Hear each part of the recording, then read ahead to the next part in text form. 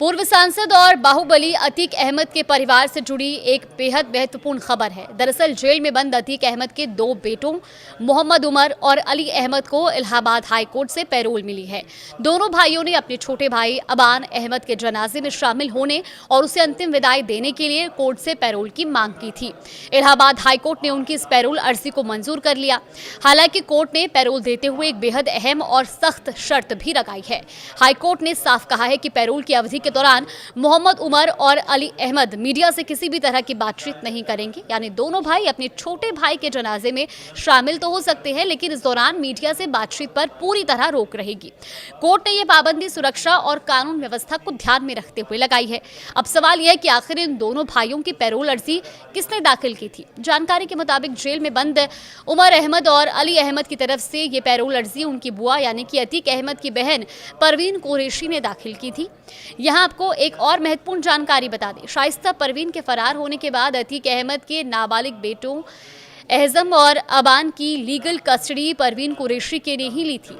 अब इसी कहानी की प्रक्रिया और इसी पूरे मामले में आगे कानूनी प्रक्रिया के तहत परवीन कुरैशी की ओर से इलाहाबाद हाई कोर्ट में पैरोल की अर्जी दाखिल की गई। इस मामले में जाने माने अधिवक्ता सैयद सफदर अली काजमी और शादाब अली ने हाई कोर्ट में दोनों भाइयों की तरफ से मजबूती से अपना पक्ष रखा। अब बात करते हैं कि इस पैरोल अर्जी पर सुनवाई किसने की है। देखिए, अली अहमद और उमर अहमद की पैरोल अर्जी पर इलाहाबाद हाई कोर्ट की दो जजों की पीठ ने सुनवाई की।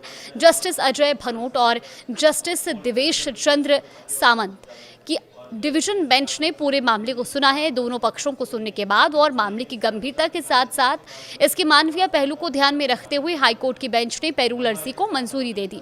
यानी पैरोल मिलने के बाद दोनों भाई अपने छोटे भाई अबान अहमद के जनाजे में शामिल हो सकते हैं और उसे अंतिम विदाई देंगे।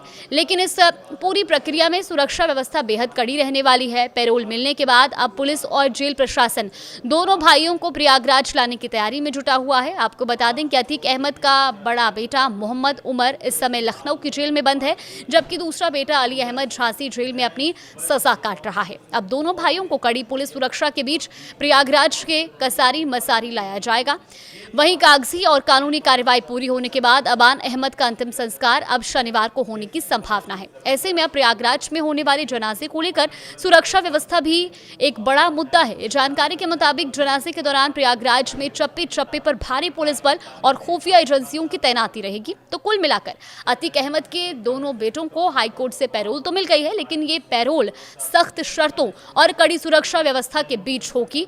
एक तरफ दोनों भाइयों को अपने छोटे भाई को अंतिम विदाई देने का मौका मिलेगा, तो दूसरी तरफ प्रशासन के सामने सुरक्षा और कानून व्यवस्था बनाए रखने की बड़ी जिम्मेदारी होगी। अब देखना होगा कि शनिवार को होने वाले अबान अहमद के अंतिम संस्कार के दौरान प्रयागराज में सुरक्षा व्यवस्था किस तरह रहती है और दोनों भाइयों को किस तरह की कड़ी सुरक्षा के बीच जनाजे में शामिल कराया जाता है।